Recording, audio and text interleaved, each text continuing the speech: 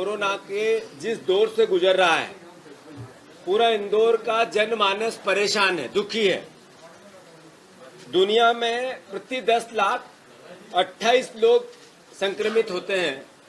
देश में प्रति 10 लाख 80 लोग संक्रमित होते हैं और इंदौर में प्रति 10 लाख 115 लोग संक्रमित होते हैं। इसका मतलब है कि इंदौर के प्रशासन ने कितनी जाति और हठधर्मिता की ये सर्वविदित है। सरकार का कितना बड़ा फेलिवर है इंदौर शहर को लेकर, ये आप और हम सब सर्वविदित है। अखबारों की हेडिंग बनने लगी शमशान घाटों की व्यवस्था को लेकर, फ्रंट पेज पूरा भरा। ये कहीं नहीं हो रहा दुनिया में, देश में या प्रदेश में, वो इंदौर में ही हो रहा है।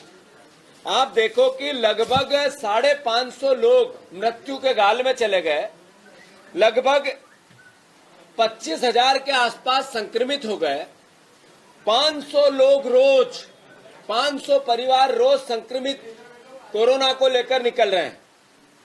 भयावहता देखो, हॉस्पिटल में वेटिंग है और हॉस्पिटल के लूट सर्वविदित है। गरीब आदमी के लिए दवाइयां नहीं है। अगर आर्थिक रूप से संपन्न आदमी हॉस्पिटल में है तो उसको बोलते हैं ये दवाई का पर्चा आप लेके आ जाओ। जो सरकारी इलाज जहां रजिस्टर्ड हुआ उसमें ये हालात हैं। मैंने पिछली बार जब बात की थी तो मैंने कहा था भोपाल में कि मेरे अंकल को उस समय तक 5 लाख रुपए लगे थे, अभी 9 लाख रुपए लगे। वो भर्ती है आज भी। मैं मानता हूं ये मेरे घर की खुद का एक उदाहरण दिया, ऐसा सब मेरे परिवार के लोग हैं। इलाज के अभाव में, दवाइयों के अभाव में लोग दम तोड़ रहे हैं। एक आंकड़ा आता है संक्रमित लोगों का, लगभग 524-25 लोगों का आज आया कि कोरोना से मृत्यु हुई। पर शमशान घाटों की जब लिस्टिंग करते हैं तो इससे 5 गुना ज्यादा, 500 से 5 गुना ज्यादा, करीब 2500 लोगों के आसपास का आंकड़ा निकलता है जो शमशान घाट में मृत्यु हुई। ये प्रशासन की नीति बन गई कि संक्रमण से को किसी प्रकार से रोकना नहीं है, पर आंकड़ों को दबाना है, आंकड़े बताने नहीं है। इस सरकार की नीति है, लोग मर रहे हैं तो मरने दो, पर हम बदनाम नहीं होना चाहिए, सरकार और प्रशासन बदनाम नहीं होना चाहिए। ये एक सोच बन गई। मैं मानता हूं जहां ब्लड की कमी हो, ब्लड जो आज नॉर्मल मरीजों को लगता है, जहां पे ऑक्सीजन की कमी हो, एक सरकार कैसे अपनी पीठ थपथपा सकती है? कैसे ये कह सकते हैं कि हम सही तरीके से लड़े? पहले इसी प्रशासन ने भारतीय जनता पार्टी का एक कोर ग्रुप बनाया, जिसको बनाया ऐसे पेंडेमिक को लेकर जितनी भी परेशानी आए उसके टास्क फोर्स। अब उस टास्क फोर्स का क्या करें? वो बड़े बड़े नेता जो रोज वीडियो विजुअल देते थे, वो कहां है भाई? एक नेता ने कल विजुअल दिए और एक बयान जारी किया कि सामाजिक दूरी बनाओ। उसी समय उन्होंने कहा कोरोना से हम सबको बचना है, मैं बहुत परेशान हूं। उनकी परेशानी जायज है, पर उनके घर में उनके बेटे को विधायक बनाए, वो खाना दे रहा है और इस तरह से प्रशासन आंख मूंद के बैठा है। ये दोहरी व्यवस्था क्यों है भाई? आप ये देखो, कल 26 तारीख को मुख्यमंत्री के लिए आयोजन हो रहा है। इतना कलेक्टर बैठ गए, भीड़ लाओ, स्कूलों की बस दो, टीचर आए, जितनी भी सरकारी आंगनवाड़ी कार्यकर्ताएं जाए, मंत्री और अपने सहायकों को, पंचायत सहायकों का भीड़ नहीं आई तो तुम देख लेना। इस तरीके से सरकारी लोगों को आयोजन के लिए भीड़ इकट्ठा करना और फिर कहते हैं हम पेंडेमिक से लड़ना चाहते हैं। इंदौर की जनता से मैं आह्वान करना चाहता हूं कि इन लोगों का असली चेहरा आप लोग पहचानो। ये अपने राजनीतिक स्वार्थ के लिए किसी की भी बलि ले सकते हैं। इंदौर शहर ने भारतीय जनता पार्टी को बहुमत अद्भुत दिया है, हमेशा दिया है। नगर निगम पिछले, जब से नगर निगम का गठन हुआ 1 या 2 बार के बाद आपने इन्हीं की सेवाएं ली है। इन्होंने क्या गत की हमारी, वो परिवार का व्यक्ति जो पीड़ित है वही जान सकता है। आज शहर में सांस लेने के लिए एक मंत्री आए, गृह मंत्री आए, तो उन्होंने मास्क नहीं लगाता हूं, और प्रधानमंत्री कहते हैं मास्क लगाना चाहिए। कितनी विडंबना है कि इनकी असली सोच और इनकी सोच की पराकाष्ठा। ये पूरी बात इसलिए मैं आप लोगों से, इंदौर वासियों से करने चाहते हैं, कांग्रेस पार्टी करना चाहती है। हमारे प्रेमचंद गुड्डू, हमारे सत्यनारायण पटेल, हमारे संजय शुक्ला, आदरणीय दरबार साहब, जिला अध्यक्ष जी, शहर अध्यक्ष जी, हम सब हाथ जोड़कर प्रार्थना करना चाहते हैं कि ये महामारी सही में, इस सरकार ने हमें कह दिया है कि आपको मरना है मर जाओ, आपका हम बचाव नहीं करें। तो मैं आप इंदौर वासियों से सामाजिक दूरी बनाओ। एक तरफ सांसद मार्केट खुलवाते हैं, लड़ाई लड़ते हैं और फिर अखबारों के हेडिंग बन के श्रेय लेते हैं। दूसरी तरफ थोड़े दिन बाद कलेक्टर सामूहिक रूप से व्यापारियों को इकट्ठा करते हैं और कहते हैं स्वेच्छा से ये बाजार ये बंद रखेंगे। तो आपने किस तरह की आपकी दिशा है, ये समझ क्यों नहीं आ रही है सरकार की और प्रशासन की? आप मार्केट खुलवाना चाहते हो, बंद करना चाहते हो, आर्डिन बंद करना चाहते हो, कोई दिशा ही नहीं है। एक तरफ एक बीजेपी के 2 विधायक जाते हैं, कलेक्टर पे दबाव बनाते हैं, एक तरह की गति चालू हो जाती है। दूसरी तरफ फिर प्रभाव मोतों का बढ़ता है, फिर दूसरे तरह की गति चालू हो जाती है। फिर शहर कांग्रेस सांसद आते हैं, वो कहते हैं मैं मुखिया हूं, वो अपनी गति चलाना चाहते हैं। कोई और बड़े नेता, अरे मेरा भी महत्व है, वो और कोई गति चलाना चाहते हैं। आखिर करना क्या चाहते हैं? तो मेरा आपसे हाथ जोड़ के निवेदन है इंदौर वासियों से, जो ब्लड दान कर सकता है, ब्लड दान, वो अपना ब्लड दान करें। ब्लड की कमी आ रही है, सरकार ने कहा हम नहीं कर सकते, जनता को करना है, तो चूंकि करना तो है, प्लाज्मा वो डोनेट जिसका भी हो सकता है, जो परिवार का व्यक्ति संक्रमित हो गया उसकी बहुत दरकार है हॉस्पिटलों में, और उसके लूट हो रही है, उसके पैसे 4 गुने चार्ज किए जा रहे हैं। तो वो निवेदन है सब करें। हम कांग्रेस पार्टी तरफ से भी ब्लड डोनेट के कार्यक्रम अब चलाने वाले हैं, जिसमें प्रशासन की मेडिकल की सहायता जितनी हो सके हम करने की कांग्रेस पार्टी सेवाएं देने की कोशिश करेगी। मैं फिर सरकार और प्रशासन से कहना चाहता हूं कि इंदौर की स्थिति और बिगड़ने वाली है। दिवाली तक 5 लाख लोग संक्रमित हो सकते हैं, उसके आसपास हो सकते हैं।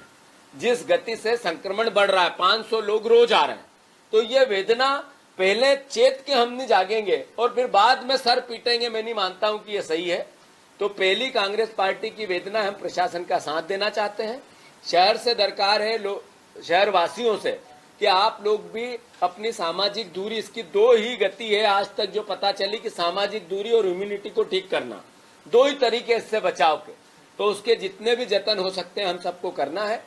हम प्रशासन से मांग करते हैं कि टेम्परेरी आइसोलेटेड करने के लिए जो लोग संक्रमित हो जाते हैं और जो फिर संक्रमित करते हैं, उनके लिए एक व्यवस्था बनाई जाए।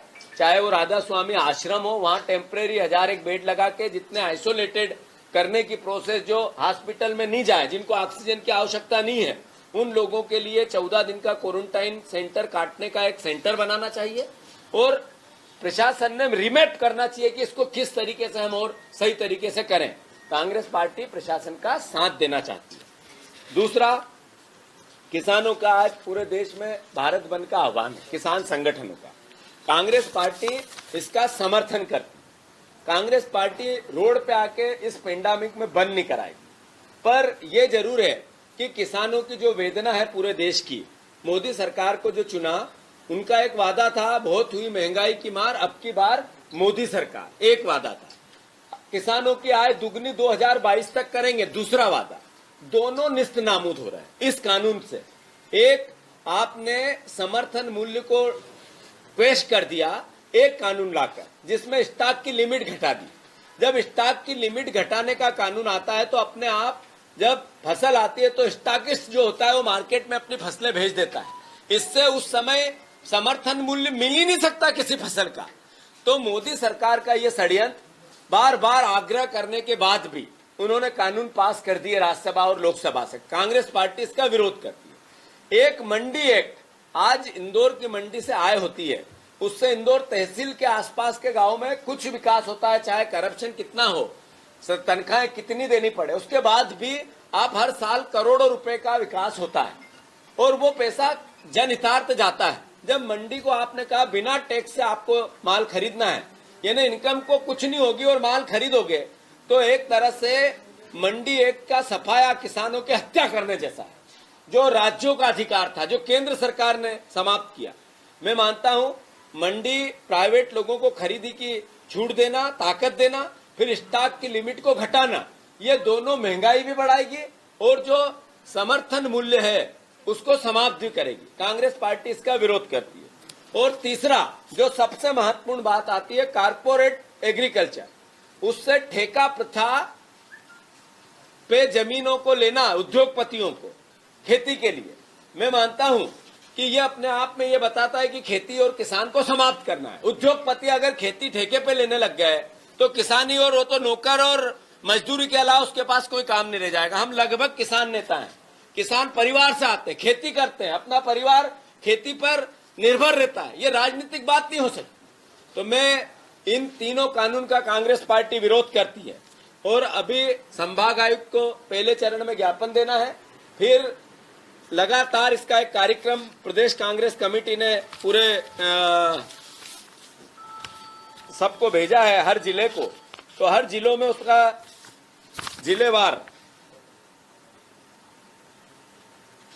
जिलेवार उसका हम आंदोलन करेंगे। मैं मानता हूं कि 24 तारीख को सभी जिला मुख्यालयों पर आज जैसे पत्रकार वार्ता का समय था जो हम आज कर रहे हैं, और किसानों से आह्वान कर रहे हैं कि इस काले कानून का विरोध करो। 28 तारीख को भोपाल में महामहिम को आदरणीय प्रदेश कांग्रेस अध्यक्ष और सभी हमारे सांसद, विधायक, पूर्व सांसद मिलकर राज्यपाल को इसके विरोध में ज्ञापन देंगे। 1 तारीख से 10 तारीख तक सभी जिला मुख्यालयों पर किसानों के अधिकारों के लिए आंदोलन होंगे। तो इंदौर में भी ऐसा आंदोलन 1 तारीख से 8 तारीख के बीच में होगा, और 10 तारीख को अगले महीने की प्रदेश व्यापी आंदोलन भोपाल में होगा। क्योंकि इंदौर कोरोना से ग्रसित है, तो इसकी रणनीति क्या होनी चाहिए, इसकी हम रूपरेखा पार्टी बना के आपको फिर से एक बार देगी। कांग्रेस पार्टी इस काले कानून का विरोध करेगी। मुख्यमंत्री का बर्ताव और मुख्यमंत्री का झूठ सबने देखा है। किसानों के ऋण माफी योजना के अंतर्गत जो पाखंड, जो भ्रम, जो झूठ मध्य प्रदेश में फैलाया आदरणीय शिवराज सिंह चौहान, भारतीय जनता पार्टी और ज्योतिरादित्य सिंधिया ने, वो जनता के बीच में आ चुका है।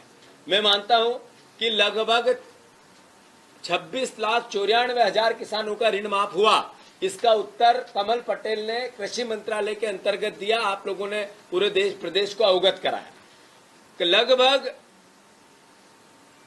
11,000 करोड़, 11,500 करोड़ रुपया शासन का लगा।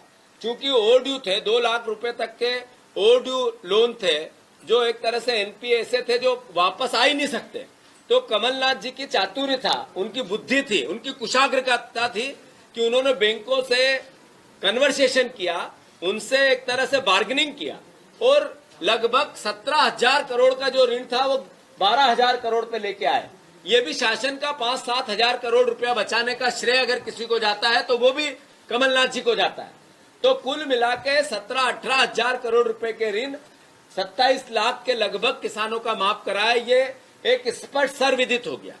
अब ऐसा मुख्यमंत्री जो अपने हित के लिए, अपनी रक्षा के लिए लोकतंत्र को छुरा घोंप देता है, उससे अपेक्षा क्या की जा सकती है? उनकी नीति देखो कि कल एक अधिकारी जिसका मनीष स्वामी, जिसने खाना ठंडा दे दिया, सस्पेंड कर दिया। बताओ, एक खाना ठंडा दे दिया, इसलिए तुम्हें मैं सस्पेंड कर दूंगा। ये एक मुख्यमंत्री का कार्य व्यवहार है। शर्म आती है कांग्रेस पार्टी को और मध्य प्रदेश की जनता को कि एक गरीब किसान का बेटा जो कहता था मैं पैर वाला भैया हूं, उसको खाना ठंडा मिला तो एक अधिकारी को सस्पेंड कर दिया। इस तरह का कार्य व्यवहार जनता मध्य प्रदेश की देखे। 30% लोगों के पास अनाज की, खाने पीने की 30% परिवारजनों के पास प्रदेश में परेशानियां आने लगी है। मैं मानता हूं कि राव में जहां पीथमपुर काम करने वाले लोग थे, घर बैठे हैं पिछले 6 महीने से। आप चाहे तो सर्वे कर सकते हैं। मैं चुनौती देता हूं सरकार को। एक टाइम भोजन कई परिवार के लोग, कई सैकड़ों परिवार के लोग करने लगे हैं। ये देश की आजादी के बाद पहली बार अवसर आया है।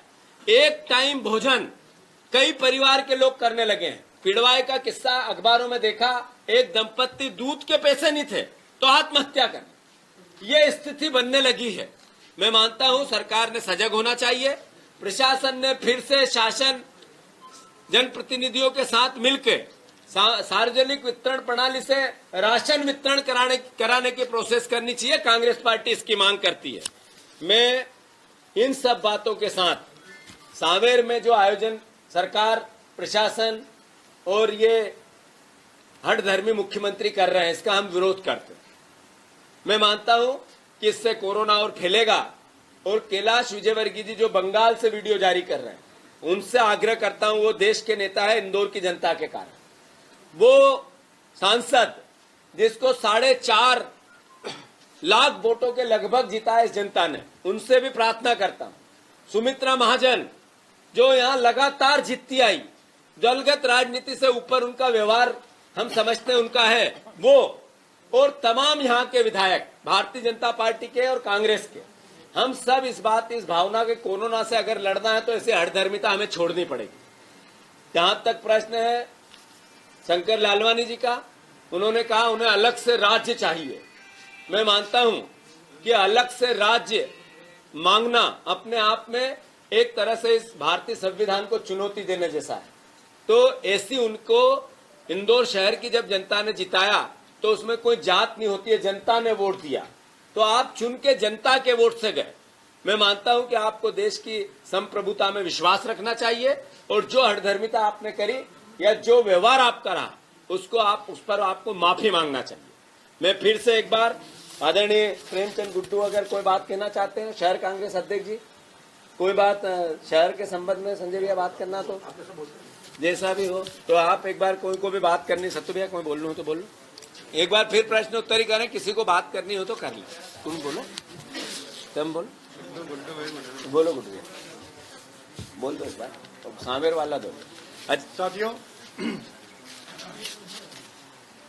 पटवारी जी ने हमारी सब बात आपके बीच में रख दी है, लेकिन सांवेर क्षेत्र में किस तरीके से प्रशासन और भारतीय जनता पार्टी के नेताओं ने, चाहे वो वोटर लिस्ट का मामला हो, फर्जी नाम बढ़ा रखे हैं, हाई कोर्ट ने नोटिस भी दिया है, लेकिन उनको वो जवाब भी नहीं दे रहे हैं। और बड़े पैमाने पे वहाँ पे फर्जीवाड़ा करने की तैयारी प्रशासन से मिलके भारतीय जनता पार्टी ने की है। मैं मांग करता हूँ कि ये चुनाव किसी हाई कोर्ट जज को ऑब्जर्वर बना के करवा जाए, और जिससे वो चुनाव निष्पक्ष हो पाएगा। प्रेमचंद गुड्डू जी ने कहा है कि कलेक्टर और प्रशासन अपने सानिध्य में वोटर लिस्टों में मैनिपुलेट करने की कोशिश हो रही है। हम अलर्ट हैं, हम धीरे धीरे कमियां उजागर करते जाएंगे, आपके माध्यम से बताते जाएंगे, पर याद रहे कलेक्टर और प्रशासन, निर्वाचन आयोग, जो भी संबंधित कर्मचारी अधिकारी, अगर इस तरह की मैनिपुलेशन किसी की पाई गई तो कांग्रेस पार्टी अंततः उसको किसी भी रूप में नहीं छोड़ेगी, चाहे वो सत्ता में आए या किसी और तरीके से। हम ऐसे अधिकारी और कर्मचारियों से अनुरोध करना चाहते हैं, प्रार्थना करना चाहते हैं, संविधान की पालना कर। ये हाई कोर्ट के निर्देश क्यों आए किसी भी व्यवस्था के खिलाफ, अपने आप में बताता है कि आप बेईमान हो। तो इस तरह की हरकत प्रशासन करने से बचे, ये मेरा अनुरोध है।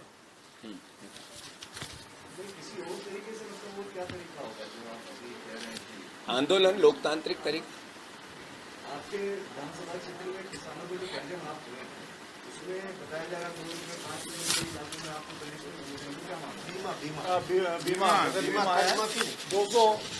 मात्र 284 रुपये भी इंदौर तहसील में हमारे मुल्ला गांव के अंदर आए हैं, और करीब 150 गांव उसमें छोड़ दिए गए हैं।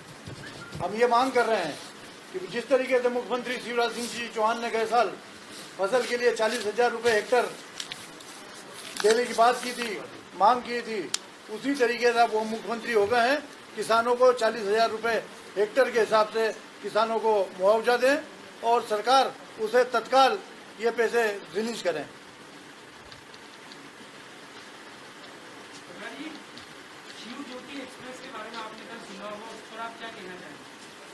हाँ बिल्कुल सही है, मैंने सुना नहीं, उनका ट्वीट आया था आदरणीय ज्योतिराज सिंधिया जी का।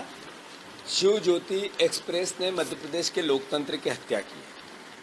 शिव ज्योति एक्सप्रेस ने जिस तरीके से मध्य प्रदेश में कोरोना को आमंत्रित किया है, जो मौतें मध्य प्रदेश में 2500 से ज्यादा हुई, उसके लिए दोषी अगर कोई है तो ये शिव ज्योति एक्सप्रेस है। इन्होंने जिस तरीके से शिव ज्योति एक्सप्रेस ने मध्य प्रदेश के रोजगार को इस कोरोना के काल में छीना है वो सर्वविदित है। जो अतिथि विद्वान अतिथि शिक्षकों के साथ हठधर्मिता की है, ये एक्सप्रेस ही उसकी जिम्मेवार है। जो किसानों के साथ अत्याचार, उनकी ऋण माफी योजना रुकी, जैसे अभी प्रेमचंद गुड्डू जी ने कहा कि एक मुख्यमंत्री की डिमांड क्या थी, अब उसको करने का कर्तव्य पालन के लिए पद मिला है तो अब चुप है, मौन है। मैं मानता हूं कि ये सब दोषी अगर कोई है तो शिव ज्योति एक्सप्रेस है।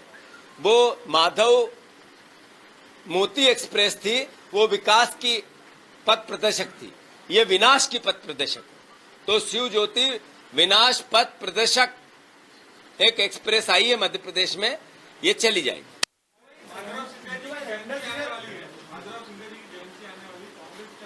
बिल्कुल, हमारे नेता थे माधवराव सिंधिया, उनकी जयंती पर उनको हार फूल माला, मैं मानता हूं ये हमारा दायित्व है, उनकी जयंती को मनाना हमारा दायित्व है, हम करेंगे। इंजेक्शन की खरीदी से सरकार पल्ला झाड़ रही है और इसका सबसे ज्यादा असर उन सरकारी अस्पतालों में पड़ रहा है जहां पे गरीब मरीज भर्ती हो रहा है, क्योंकि वो इस इंजेक्शन को अफोर्ड नहीं कर सकता। उसे पर्ची पकड़ा दी जाती है और उसके बाद कोई रास्ता नहीं होता है कि उसका जो मरीज है वो मरे और इंतजार करे। राजस्थान देखो, पूरे देश में मोदी जी, सारे राज्य सरकार के मुख्यमंत्री, छत्तीसगढ़ या हमारे राजस्थान के मुख्यमंत्री जी, इस तरह की दवाइयां जो ज्यादा जरूरी है और खासकर गरीबों के लिए, उसको मुफ्त देते हैं। ये सरकार, मैंने कहा कि इन्होंने कह दिया आपको मरना है मर जाओ, हम नहीं छोड़ेंगे, हमें तो सत्ता में रहना है। मुख्यमंत्री शिवराज सिंह जी ने कहा है जब विधायक और सांसद और प्रभारियों की मीटिंग ली कि ये वैभव, ये शान और शौकत, ये रुतबा तब तक है जब तक सत्ता है, तो इनको सत्ता में रहना है, इसलिए लोग मरे इनको चिंता नहीं। मैं मानता हूं ये हठधर्मिता है और प्रशासन ने जो दवाइयां आवश्यक है गरीबों के लिए, जब इलाज में आपने कहा फ्री इलाज कर रहे हैं, उसका तमंगा लेने की कोशिश करते तो दवाइयां दे, नहीं देते हैं तो ये दोषी।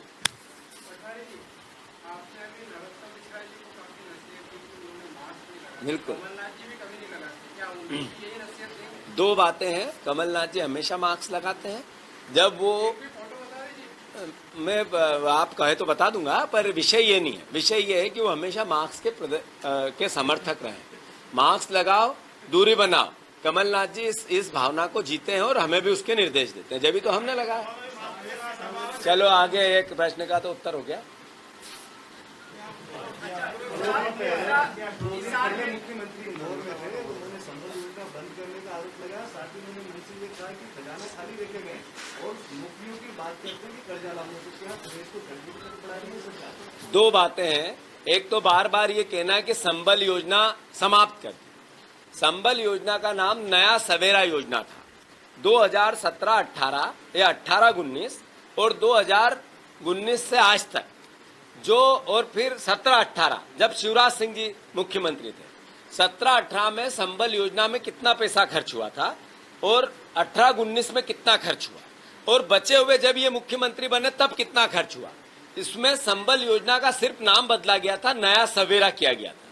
तो मैं मानता हूं कि उसकी राशि में जितनी बढ़ोतरी की, वो अपने आप में बताता है कि योजना को कितनी ताकत दी गई।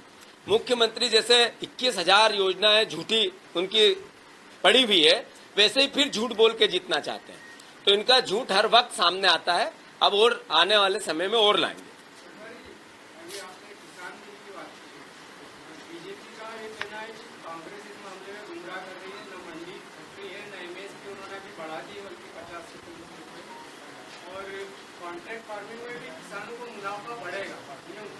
बहुत अच्छा सवाल है, बहुत अच्छा सवाल है। पहले आपका पहला सवाल था कॉन्ट्रैक्ट फार्मिंग पे आय बढ़ेगी, बिल्कुल सही है। ईस्ट इंडिया कंपनी जब अपना काम चालू करती थी तो वो लालच देती थी राज्यों को, राजाओं को, कि हम आपकी सुरक्षा करेंगे, इतने सैनिक देंगे, सैनिक की आपको तनख्वाह नहीं देनी पड़ेगी, हमारी सेना आपका जब संकट आएगा तो हम काम करेंगे, और धीरे से कब्जा कर लेते। तो ये मोदी जी का षड्यंत्र कि किसानों की जमीनों पर कब्जा करवाने का उद्योगपतियों को, खासकर अडानी जी को, ये कोशिश है। अडानी जी के पास जितने साइलो है, सर्च करो आप सब, 80% साइलो जो वेयर हाउसिंग भंडारण की व्यवस्था है वो अडानी के पास है।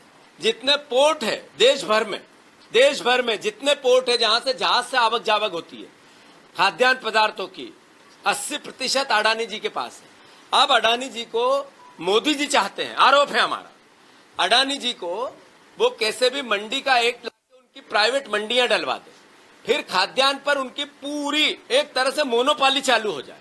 और यही कारण है कि जब समर्थन मूल्य को लेकर सवाल इतने बड़े बड़े संसद में होने लगे, देश भर में आंदोलन हो रहा है, 900 पन्ने का एक्ट बना, एक लाइन ये नहीं है कि कैसे सुरक्षा होगी समर्थन मूल्य की, क्या जाता है एक लाइन लिखने में।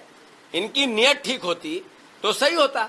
ऐसा ही मोदी जी पहले कहते थे कि मैं रेल प्राइवेट लोगों को नहीं बेचूंगा। बेची कि नहीं बेची? आपसे उत्तर प्रश्न पूछता हूं, बेची या नहीं बेची? तो मोदी जी पे कितना भरोसा करे देश की जनता। मोदी जी ने कहा था 2 करोड़ रोजगार देंगे, दिए क्या? मोदी जी ने कहा था कि इस देश के किसान की आय दुगनी करूंगा, की क्या? मोदी जी ने कहा था इस देश से महंगाई घटाऊंगा, घटाई क्या? मोदी जी ने कहा था कि चाइना से 2-2 हाथ करूंगा, लाल आंखें करूंगा, की क्या? तो ये सवाल इसलिए जनता देश की पूछती है, मोदी जी पे भरोसा नहीं है लोगों। आपका सवाल वाजिब है, पर लोगों को मोदी जी पे अब भरोसा न बचा। सवाल ये भी है कि कांग्रेस के मैनिफेस्टो में ये 25,000 थे बिल्कुल। और कपिल सिब्बल का ये भाषण है, संसद में उन्होंने खुद बोला था कि हम ये सुधार करेंगे, एपीएमसी हटाएंगे। ये कपिल सिब्बल ने संसद में बोला हुआ है, तो अब विरोध किस बात? बिल्कुल सही सवाल है आपका। कांग्रेस पार्टी ने ये कहा था कि जीएसटी हम लागू करेंगे। कांग्रेस पार्टी की जीएसटी लागू करने की जो शैली थी वो हम बार बार आपको बता चुके हैं। मोदी सरकार ने केस की जिससे अर्थव्यवस्था लेट गई, सबकी इनकम घट गई, जितने मीडिया कर्मी हैं लगभग की तनख्वाह घट गई, लगभग की। मैं मानता हूं कि हम कांग्रेस पार्टी जो एक्ट पास करती है वो जनता के हित और जनता जो इफेक्ट होती है उससे बातचीत करके करते हैं। भारतीय जनता पार्टी हठधर्मिता करती है। आपसे मेरा सवाल है, इतना बड़ा कानून जिससे 80% लोग प्रभावित हो रहे हैं, एक किसान संगठन से बात क्यों नहीं की? एक राजनीतिक दल से बात मोदी जी ने क्यों नहीं की? संसद में किसी भी तरीके की कोई डिबेट क्यों नहीं करवाई? इस कोरोना काल में जब पूरा पेंडेमिक चल रहा है तभी ये बिल क्यों लेके आए? जब डिबेट होती, सवाल जवाब होते, मीडिया करती, तब ये क्या आज क्या हार्ड एंड फास्ट हो गया इस बिल को लाने का? क्या है ऐसा? कुल मिलाकर नियत खराब है, और नियत खराब है, इसका विरोध कांग्रेस पार्टी करती है। हमने जब कांग्रेस पार्टी ने मांग की थी कोविड आएगा तो आप केवल 26 हवाई अड्डे बंद कर दो, मोदी जी ने किए क्या? कौन दोषी है इसका? इतना बड़ा पेंडेमिक आया, विदेश से आया, सवाल है, ये हमारी बात है, हमें कहना चाहिए। इतना बड़ा पेंडेमिक आया, इतने लोग प्रभावित हो गए, अर्थव्यवस्था लेट गई। अगर मोदी जी 26 हवाई अड्डों पर जो आज दिल्ली में व्यवस्था है कि जो भी बाहर का आता है पहले उसकी जांच होती है, फिर पकड़ता है तो उसको हॉस्पिटल भेजा जाता है, पाता है संक्रमित तो, या उसको 4 दिन क्वारंटाइन रखा जाता है, फिर छोड़ा है। अगर ये शुरुआत में कर देते तो क्या ये भयावह स्थिति बनती? मोदी जी दूरदर्शी नेता है, ये दूरदर्शिता थी उनकी, इसलिए देश की जनता सवाल करती है, सब जगह फेल हुए। हमारा मूल सवाल ये है कि पहले कांग्रेस कृषि सुधार विधेयक के पक्ष में थी, पहले भी पक्ष में थी, आज भी पक्ष में। मैंने बताया आपको इस बात को लेकर है कि समर्थन मूल्य का कहीं भी जिक्र नहीं है कि उसकी सुरक्षा होगी। दूसरा, मोनोपाली बनेगी, मोनोपाली कि एक व्यक्ति को, उद्योगपतियों को दिया जाएगा पूरा प्रोसेस, इसलिए उस पर कहीं चेक एंड बैलेंस नहीं है। तीसरी बात आएगी कि आपने कृषि का एक्ट ही बंद कर दिया, मतलब मंडी बंद कर दी, तो जो किसानों का जो उससे आय होती थी, जिससे किसान का भला होता था, कृषि के लोग कहीं न कहीं किसान परिवार के लोग उसके प्रतिनिधि बनते थे, अध्यक्ष बनता था, वो सब समाप्त हो जाएगा। इसका विरोध है। धन्यवाद। हाँ, 1 मिनट ये कह दे। आज चुनाव आयोग अपनी मीटिंग प्रेस कॉन्फ्रेंस लेने वाले हैं दिल्ली में दोपहर को। कांग्रेस पार्टी किसी भी तरह के चुनाव के लिए तैयार है, जो तारीखें आएगी उसका स्वागत करेंगे। मैं मानता हूं कोरोना के इस महाकाल में जो गाइडलाइन आएगी उसका पालन सारे राजनीतिक दलों को करना चाहिए, हम भी करेंगे, कांग्रेस पार्टी भी करेंगे। और मैं ये भी मानता हूं कि कोरोना की इस महामारी में सब परिवार के लोगों को, खासकर किसी भी पार्टी का आदमी हो, हमारे विरोधी क्यों न हो, प्रतिद्वंदी क्यों न हो, या कांग्रेस पार्टी का एक कार्यकर्ता क्यों नहीं हो, पहला हमारी कोशिश होनी चाहिए इस पेंडेमिक से बचने की, उसके बाद साथ फिर चुनाव जीतने की। तो मैं मानता हूं कांग्रेस पार्टी सारी गाइडलाइन का पालन करेगी, चुनाव का स्वागत करेगी और चुनाव को जीतेगी। बिल्कुल प्रेमचंद गुड्डू जी ने कहा है कि एक रिटायर्ड हाई कोर्ट के जज को इस पूरी प्रोसेस में यहाँ पे बिठाना चाहिए। हमें भरोसा नहीं है इस प्रशासन पे जो भारतीय जनता पार्टी के कठपुतली बना हुआ है। हठधर्मिता इतनी अधिक है कि मैं मानता हूं कि नौकर जैसा व्यवहार प्रशासन का होने लगा है। तो उसके अगेंस्ट हम मांग करें, हम चिट्ठी लिखकर पत्र लिखकर भी चुनाव आयोग से मांग करेंगे। धन्यवाद।